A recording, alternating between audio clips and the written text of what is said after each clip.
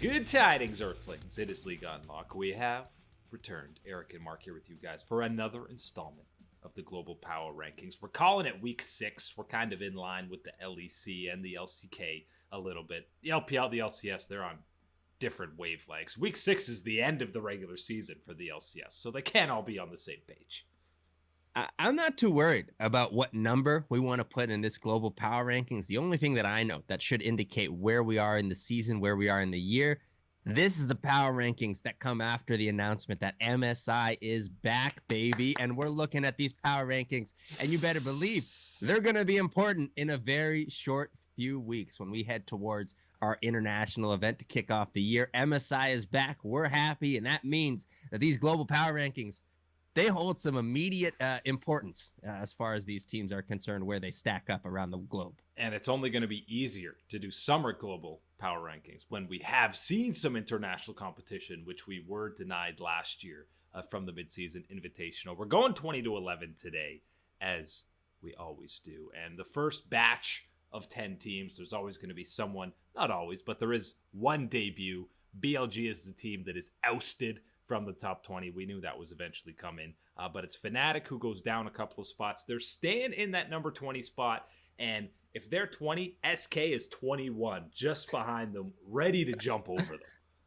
And this was so close. I really wanted to have SK in this picture for our top 20, but as you said, it 21, just 1-2 points away from being able to take away the spot from Fnatic.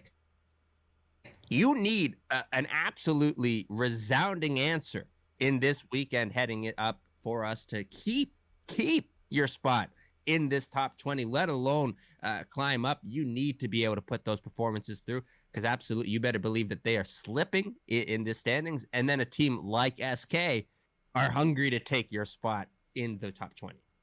TSM, despite the 2-1 weekend is perfectly fine by LCS standards. They stay put at number 19. You can argue, Fnatic would smash TSM in a head-to-head. I'm not so sure this iteration of Fnatic would be smashing TSM to that level, but they're pretty comparable power levels right now, I would say. Yeah, I think that's an absolutely good way to look at it. And as far as how they're playing and what they're playing, what strengths they would be trying to be playing towards is an important thing. And then just in TSM separately, as you said, with the 2-1 weekend, this is a continuation of last week, right? You can't really be wanting to bump them up too much more power-wise in this, realm of the power rankings around the globe. But they have to have their place here. They have earned their spot, and you need to put some respect globally, let alone NA fans that don't like TSM. The global fan base that doesn't like TSM needs to put some respect. Especially this year. Yeah, especially with Reggie and what's been going on this year. But the 5 players on TSM, can't be faulting them individually, and absolutely what they've done performance-wise, I think deserves some praise and recognition, with the careful side of noticing that, as we said before, in the past couple of days, you get those 2 wins to start out the week and everything is looking great, but then a little bit sloppy on the Sunday, and we're left questioning and still talking about the consistency and growth of this squad. Need to see that cleaned up if you want to be climbing up these power rankings, not just staying in them. They're just not used to this 3-game schedule. They play the 2 games on the week. Oh, there's another match. Oh, geez, yeah, we weren't ready for that. Mad Lions slide down a couple of spots. The loss that they did have against SK, and with that, T1 so slightly, with Fnatic and Mad both kind of slipping up a little bit this week. TSM stumbles 1 step forward. It would have been a lot more if they took down Damwon, I'll tell you that. Yeah, a couple of rise portals going through, would have been seeing T1 climb a little further. Still, though, I like the overall trajectory of the most of what we've seen on the Rift from this T1 squad, and where they're shaping up and how they stack up in the LCK. And globally, this feels like the right place for them right now. Obviously, both of us have made it quite clear that we think that with Faker in the lineup, in a starting role, in a premier role, would be the ticket to start climbing up these power rankings a lot faster. But we're going to have to wait and see with T1. It sounds like he might not be playing this week as well for them, but who knows? We'll see. They're saving them for playoffs or something. 16 Suning makes their not debut because they've been here before, but their return to the top 20. A lot of this coming on the heels of that 2-0 shellacking that they put to IG, fresh off the upset win over EDG. And again, the most IG fashion. But Suning looked really good in that series, and they've looked good over their past 2 or 3 series now. Yeah, I think this is an important recognition of what Suning is and what type of team they are and where they are in the power rankings, not only globally, but in the LPL specifically, and what they've been doing, that trend. You said it. They've been putting together good results, good victories on the board for them as well have been important. All this before getting that kind of exclamation point for them on the week, the victory over an IG, and not only victory over IG, which would be noteworthy for just what IG is as a franchise in the LPL, but coming off the backs of their major upset over EDG. Yes, gotta give points for Suning to capitalize on the unpredictability of what IG is going to offer on the day. And they look more like that world finalist team as of the last few weeks, with everyone stepping up their play.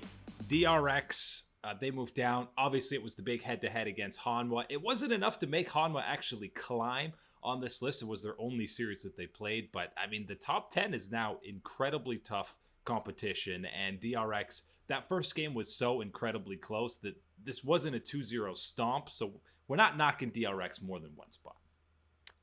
This feels like, an hour into that 2-hour action movie, and you get a fight scene, and then you see the villain fall down the stair, fall down the ladder, and you're just like, well, there he goes. But you've seen the trailers, there's another fight scene. He's coming back. It's the first of That's 3. What it feels He's like. Gonna come back twice. Exactly. That's the DRX boys in this situation. They had that fight with Hanwha Life falling down, and this is where they fall down in the power rankings. But you better believe this is not the end of DRX in the power rankings. They're going to hold on to this spot. They're going to climb back up for that second fight later on in the movie, and we'll see how they can get their rematch and if it's a better result. They're hoping for a better result, but yeah, we're still obviously impressed with what they've done this season. Rare Adam, don't look now, but with EDG losing, the longest win streak in the LPL right now is Rare Adam at 6 games. Now, their last 3 wins are against OMG, Thunder Talk, and E-Star, so that's why even with their recorded win streak, they're only at 14. Right. It feels like a salesman trying to sell you something when we're bringing up Rare Adam in this type of list. And yes, so we're trying to sell you something with them in this position and what they've done in the last couple of games. But this is not fool's gold, my man. This is a Rare Adam team that has actually shown us that they've got this skill, they've got the talent that it takes in the LPL to be in that conversation for these playoff spots. And to not only be in a conversation for the playoff spots, but to be in a conversation for contending once they're in those playoffs, not being any type of, pushover for one of these squads that we say are the nightmare, oh my God, IG hanging around, this type of, these type of ones that you don't want to be getting in the early match. Thinking that you're getting a breather with Rare Adam, they can absolutely turn that on your head. FPX, V5, and IG next for them on the schedule. So that's really when they can start proving themselves if they'd like to. Cloud9 stays put at number 13. It's a 3-0 weekend, but honestly, they need to have an incredible run to the end of the last 2 weeks of the LCS. I'm talking like dominant 6-0 across for us to really be pushing them into the top 10 until we see them international. Yeah, well, what we've seen from Cloud9 has been great. Great. I say great because you should recognize that once you're in this part of the top 20 around the world, great's not good enough. You need to be excellent. You need to be over the top good at this point, and that's what we're trying to distinguish. Cloud9 hasn't exactly hit those levels yet. They absolutely have shown us the potential for it, and they have the players, the horses absolutely in this group to get it done. Still need to refine some things, get it under control, and that's what you want to see from Cloud9. And as you said it, international test is what we're waiting for. And I could see them getting over these squads right ahead of them, like Hanwha and IG, but they both had statement wins this week, including that EDG one that we talked about for Invictus Gaming. That's why the Suning loss isn't bringing them down, because they look like a contender to win the split. They play EDG. They have 2 come-from-behind wins against the previously undefeated. So the ceiling's still there, and it's always there for IG. Yeah, the problem is though when you're on that ceiling and you're like, oh wait, I have no way to stay at this ceiling, The and you come gravity crashing down flips. to yeah, you come crashing down to the floor and you land face first. Not a good look from IG. Yes, talking about the positives with EDG for the against the match against EDG for the most part, and the good thing to take away from that is that it wasn't just, oh my god, Rookie's in overdrive mode, he is the superstar. It was about the rest of the squad finding advantages and playing well themselves, getting back into the game. Specifically, Puff down in the bottom side was a major contributor in this one, and how they were able to take down EDG, and let alone keeping pace with the likes of Viper down there from EDG. Absolutely a step up in performance, and one of those ones where if you're looking at EDG and you're saying, how do you get back to, sorry, IG, excuse me, how do you get back to this level of performance? How do you make this more consistent? Which is the $1,000,000,000 question for IG. They don't have the answer, But let me tell you. yeah, to make it more consistent, get that level of play, one of the things that will be is having other members of this team step up their play to the level of Rookie. Now we slide in to that top 10 after IG. And if you're not tired of LPL squads yet, well, we got a trio to get through as we get into the top 10. And it's the same three that have been there now for at least the last 2 weeks, I think. We're talking JDG, World Elite, and Top Esports. JDG is the one who slides at the bottom of these now because of that loss to FPX that they did have. And World Elite have definitely bounced back in a big way since their 3-game losing streak. And for Top Esports, it's still, when we see them on the Rift, they're dominant. We just don't see them enough. They've played 3 series less than World Elite still. It's insane. Yeah, I want to start talking about World Elite because I think that you were right to say that after that 3-game stretch, a lot of people wanted to sell the stock, right? They didn't want to believe in them being a team in this category, right? Not necessarily wanting to not believe in them being a playoff caliber team, being a good team around the world, but people wanted to sell on them being elite, being in a top 10 type of situation. I don't think so. I think that this is the real World Elite that we've seen to weather the storm, to come back and deliver these type of performances. They're not going away. This will be a team that we will see towards the top of the table in the LPL and globally in a power ranking situation for the rest of the year, and hopefully World Elite back in some type of some stableness here. We're getting them to stay in this type of position. Top Esports. That's what you said it, and I'm looking at them because you said we want to see more games from them. Well, the next game is going to be a good one against IG, is what we're excited to see for them. Yeah, they've got 2 of their next 4 series. They play OMG on Thursday, then IG on Sunday, and they got EDG next week as well. So they have 4 games in the next week and a half, basically, and 2 of them against legit contenders in the LPL. And if they perform well, then we're talking about top creeping towards that top 5, which is where probably everyone expected them to be in the preseason. Hey, expected them to be there, but you better believe that there have been some fun answers and other teams taking the place of that of the power spot there in the LPL. So number 6 and 7 on this list. 7 is Gen.G, and I know they're going down a couple of spots. It's a combination. Gen.G's still a fantastic team, still a world-class team, but it's a couple reasons why. They took 3 games against Freddy Briand and Afrika, and they were dangerously close to losing that Afrika series, and you combine that with a couple of the top 5 squads that we're going to talk about once we get to that list. But that combination slides them back a bit, and for Rogue, I think Rogue and Gen.G, you could compare. They're very similar right now. Rogue has done nothing wrong, so they're staying put, and Gen.G, it's just, it's harsh because the squads ahead of them performed really well. Yeah, I like that you lump Rogue and Gen.G in the same conversation because they absolutely are in the same boat when you're looking at this power rankings and where they stand, and the movement for Rogue not to move is because they had a slightly more impressive week than I just said from Gen.G. The performance against Afrika Freaks sloppier than you would have liked to have seen. And they were both playing lower tier teams in their regions. Right, but from what you'd seen from Gen.G, the quality that we need and expect from them to deliver on the day, especially against a squad like Afrika Freaks, and then you count on what you expected from Rogue. I think Rogue delivered a more than Gen.G did this past weekend. And more importantly, right, when you're talking about these two that, kind of had middling performance and then an unimpressive week more or less from Gen.G, is when we get to the top 5 and you start talking about what they did to earn their spot in the top 5 and to make these climbs and to be the teams pushing up. it really wasn't more about what they didn't do, or even Gen G and Rogue and how they are. Simply about these top elite squads, what they were able to do this past weekend, and why they're climbing. And when you have those head-to-head matchups against some of the top squads as well, we're not concerned about Gen G whatsoever, and I can't see them slipping behind 7. They'll probably even maybe be climbing up once they get some of these marquee matchups. They still got to play Damwon again.